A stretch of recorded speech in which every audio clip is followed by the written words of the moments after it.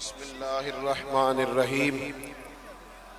میں حضرت پیر صاحب رحمۃ اللہ علیہ کے لیے صرف اتنی بات عرض کروں گا کہ جو لوگ راسخ العقیدہ ہوتے ہیں انہیں ساری زندگی صرف تعین ہی نہیں کرنا پڑتا کہ ہمیں کس طرف جانا ہے، ان کے عقیدے مضبوط ہوتے ہیں، پھر ان کا باقی سارا وقت منزل کی طرف بڑھنے میں گزر جاتا ہے۔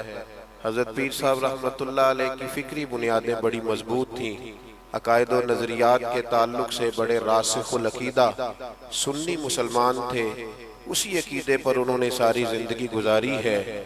میں وہ سنی ہوں جمیل قادری، مرنے کے بعد میرا لاشا بھی کہے گا الصلاۃ والسلام۔